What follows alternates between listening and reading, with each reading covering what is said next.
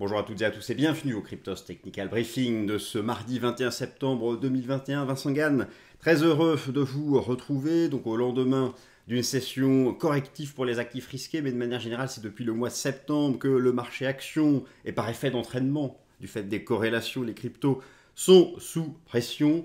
Le scandale China Evergrande Group, géant chinois de l'immobilier, avec cette semaine la décision de politique monétaire de la Réserve fédérale des États-Unis, décisive ce mercredi, va-t-elle ralentir son soutien ou pas? Et vendredi, une session d'expiration sur les options Bitcoin, très importante, la plus importante de l'année en termes d'open interest.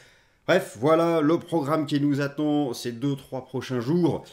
Et ce sont lors de ces 2 prochains jours que le cours du Bitcoin fera son choix. Il est revenu dans la zone frontière technique, la zone qui sépare le marché baissier du marché haussier, le marché baissier correctif du printemps, le marché haussier estival, 40-44 000 dollars, briser, rebasculer en dessous, c'est revenir à 30 000 dollars, préserver les 40 000 et refranchir 44, c'est redonner la main à la dynamique haussière estivale. Alors, voilà donc où nous sommes, bienvenue, installez-vous confortablement, nous allons parler un peu des fondamentaux naturellement, analyse technique du cours du Bitcoin, Ether, BNB, AVAX, son quatrième crypto-monnaie. Vous l'avez choisi à travers le sondage habituel.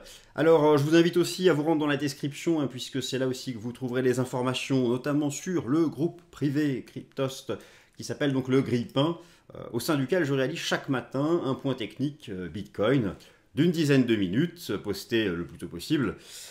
Toutes les informations se trouvent dans la description. Alors, chute des marchés actions depuis le début du mois de septembre, hier, emporté par les déboires financiers révélés du géant chinois Evergrande Group. Mais vous allez voir en fait que Evergrande Group est sous pression depuis des mois. Ce n'est pas un signe noir, ce n'est pas une nouveauté. Et il semble que le gouvernement chinois ait décidé d'intervenir, too big to fail, ne pas laisser sombrer ce groupe, sachant que de nombreux épargnants chinois y sont liés. En tout cas, les indices boursiers et les cryptos tentent ce matin de tenir des supports. Tant Bitcoin que Ether sont pour moi sur ce que j'appelle la zone chartiste frontière. Je sais que je me répète, mais c'est-à-dire que soit il s'agit de redonner la main à la correction du printemps, soit il s'agit de relancer le rebond de l'été. Et actuellement, tout se tient. C'est le statu quo, mais le marché fera son choix d'ici vendredi. Alors, parlons peu, parlons bien, j'ai quelques éléments à vous montrer.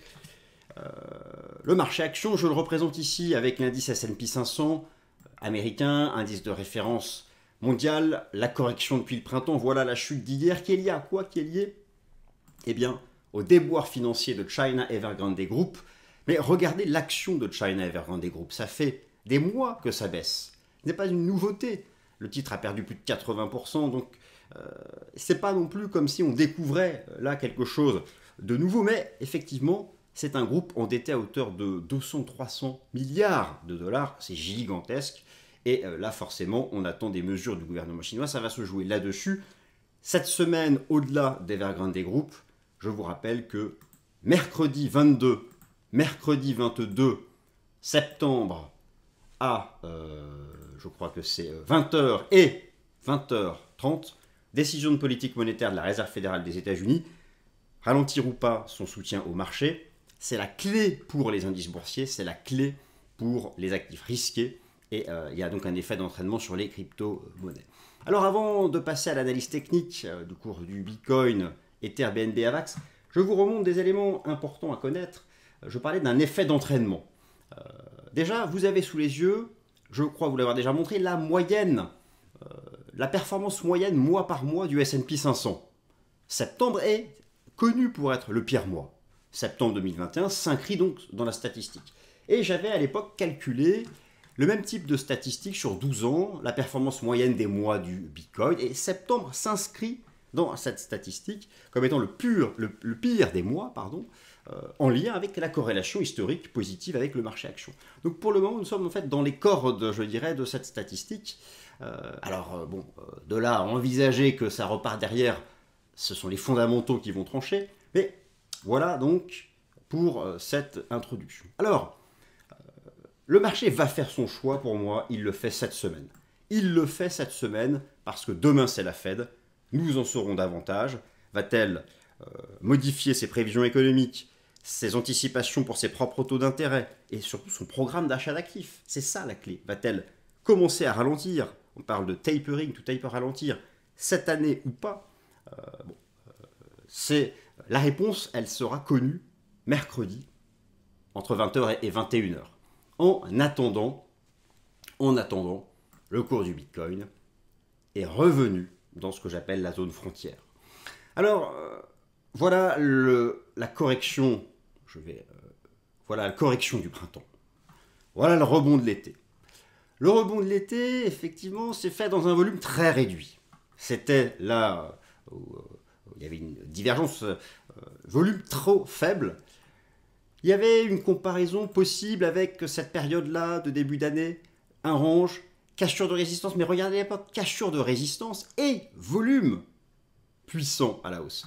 Là, nous n'avons non seulement pas eu de cassure de résistance, les 48 000 $ n'ont pas été dépassés en clôture journalière, et surtout, volume complètement anémique. Donc il n'y a pas eu les conditions pour transformer le rebond sur les 44 000 $ en relance du mouvement haussier, car la résistance n'a pas été dépassée et le volume n'était tout simplement pas présent.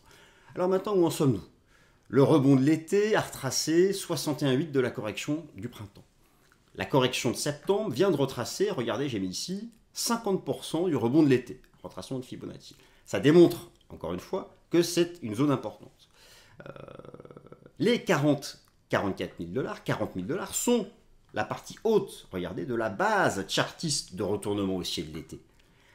Réintégrer, briser 40 000, c'est revenir tout en bas. Mais tant que ça tient, ça peut s'apparenter à un simple retracement du mouvement de l'été et que ça repart. Nous avons depuis septembre une correction en 3 temps, c'est assez classique. Je m'intéresse à l'approche fractale vague d'Elliott. Nous avons la correction du 7 reportée en proportion à ce rebond. On vient de faire une extension de 0,618 à 1, presque du 1 pour 1. Là aussi, ça démontre que ça reste classique et que ces 40 000 sont une zone importante. Tout montre que c'est une zone importante. Par exemple, c'est la SSB, système Ichimoku, ici en données journalières. Regardez le contrat futur.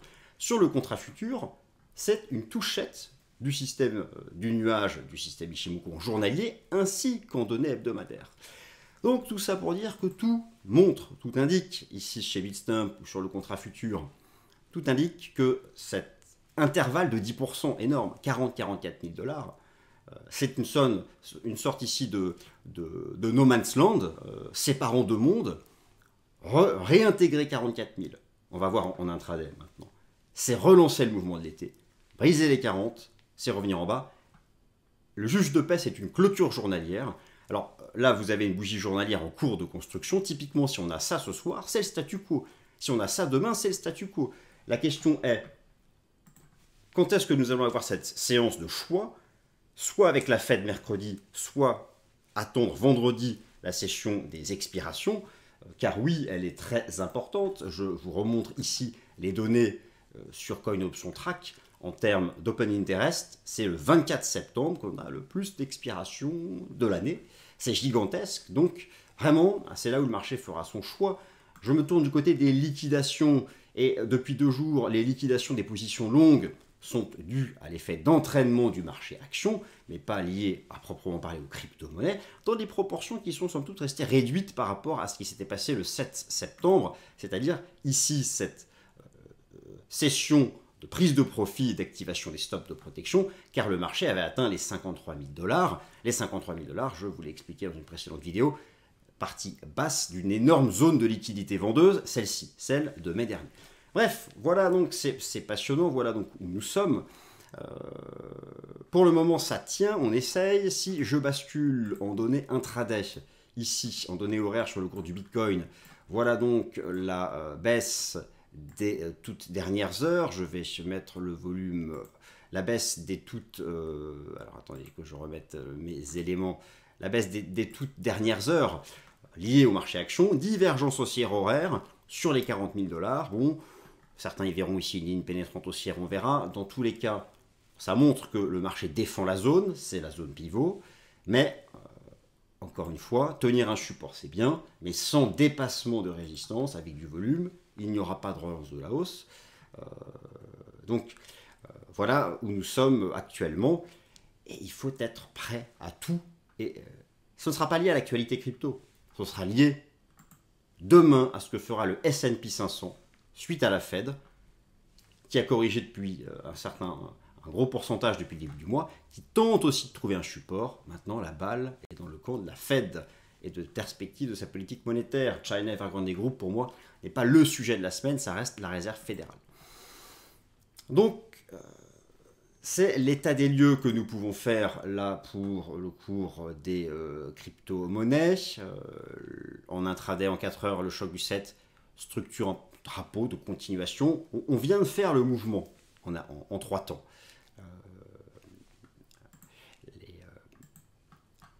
Si je prends par exemple, je reporte, certains voyaient ici une épaule tête-épaule ou un rounding top, là aussi la cible théorique a été approchée par cette mèche basse, donc tout indique que le marché doit sortir de cette, moi j'appelle ça le no man's land, voilà. Vous savez, à l'époque, bon, un peu entre un certain nombre de pays durant la guerre froide, nord et sud, il y avait entre les deux un no man's land et deux camps derrière. Eh bien, voilà, pour moi, c'est vraiment cette zone importante.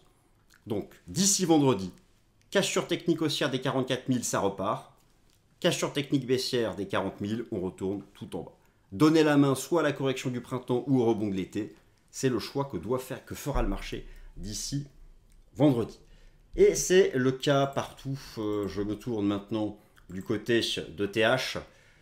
Côté d'ETH, en données journalières, le rebond de l'été, la correction du printemps, on s'est presque approché du record historique.